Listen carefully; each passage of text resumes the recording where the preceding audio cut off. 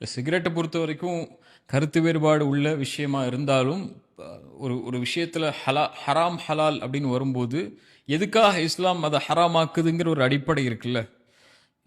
சிகரெட்டை ஹலாலாக்குற அறிஞர் யார்? யார் இதை ஹலால்னு சொல்கிறா? ஒரு மக்ரூ தடுக்கப்பட்டதுன்னு சொல்லுவாங்களே தவிர ஹலால்னு யாரும் சொல்ல மாட்டாங்க. அதை விட்டு விலகிக்கோங்க அப்படிப்பட்ட காரியம் தான் சொல்லி. ஆனால் மூளையை மயங்கடிக்கக்கூடியதான் ஹம்ர் மதுனா, சிகரெட்டும் மூளையை மயங்கடிச்சிரும். அது மட்டும் இல்லை, ஸ்மோக்கிங் நீங்கள் சிகரெட் பாக்கெட்டை வாங்கி பார்த்தாலே இதில் என்ன இருக்கும்? Smoking kills. இது ஒன்று கொன்றும். அல்லாஹ் நல்ல விஷயங்களை ஹலாலாக்குகிறான், கெட்ட விஷயங்களை அல்லாஹ் ஹராமாக்குகிறான் தான் அல்லாஹ் குர்ஆன்ல சொல்கிறான்.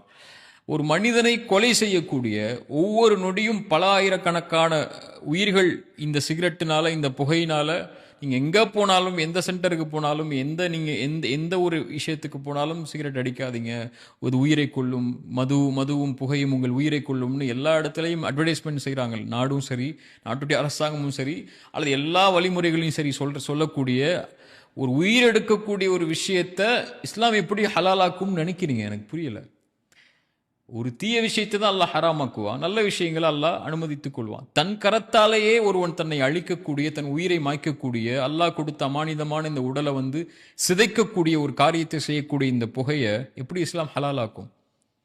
இது அவங்க தங்களை திருப்திப்படுத்துறதுக்காக நான் ஹலால தான் செய்கிறேன், இது ஹராம் இல்லை, இது தடுக்கப்பட்டது ஒன்று தான், மக்ரூஹ் தான். மக்ரூஹ்னா என்ன? மக்ரூஹ் செஞ்சு அல்லாஹ் அப்படி விட்டுருவான்னு அர்த்தமா? பாவம் அல்லாஹ் எடுத்துக்கொள்ள மாட்டான், நாளைக்கு மறுமையில் அதை குறித்து அல்லாஹ் கேட்க மாட்டான்னு அர்த்தமா?